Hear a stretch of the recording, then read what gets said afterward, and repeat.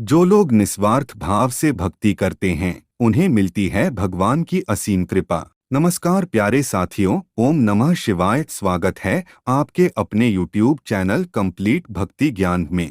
आज के वीडियो में हम आपको एक ऐसे भक्त की कथा को सुनाने वाले हैं जिसे स्वयं भगवान शिव ने दर्शन दिया। लेकिन इस कथा को शुरू करने से पहले आपसे निवेदन है कि कथा को बीच में ना छोड़े, क्योंकि कथा को बीच में छोड़ने से आपसे भगवान शिव नाराज भी हो सकते हैं। और अगर आप भगवान शिव के एक सच्चे भक्त हैं तो कमेंट बॉक्स में ओम नमः शिवाय जरूर लिखें। तो चलिए आज की कथा को शुरू करते हैं। प्राचीन काल में रामू नाम का एक ग्वाला रोज अपनी गायों को चराने घर से बाहर जंगल में जाता था। उसी जंगल में एक संत का आश्रम था। वहाँ संत रोज तप, ध्यान, मंत्र जाप करते थे। ग्वाला रोज संत को देखता तो उसे समझ नहीं आता था कि संत ये सब क्यों करते हैं। उस समय ग्वाले की उम्र कम थी, जिसके कारण वह पूजा पाठ से अनभिज्ञ था। लेकिन ग्वाला संत के इन कर्मों को समझने के लिए आश्रम में पहुंचा और संत से पूछा कि आप रोज ये सब क्या करते हैं।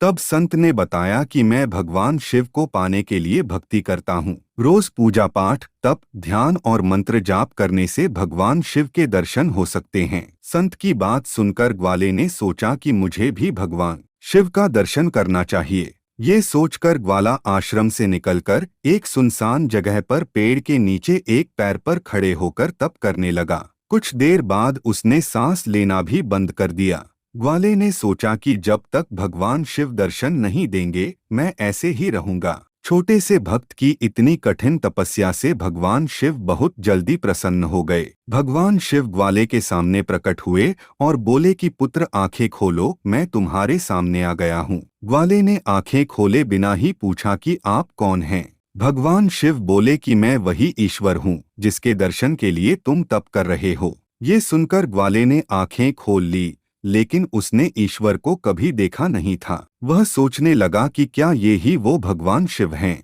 सच जानने के लिए उसने भगवान शिव को एक पेड़ के साथ रस्सी से बांध दिया। भगवान शिव भी उस भक्त के हाथों बंध गए। ग्वाला तुरंत दौड़कर उस संत के आश्रम में पहुंच गया और पूरी बात बता दी। संत ये सब सुनकर हैरान थे।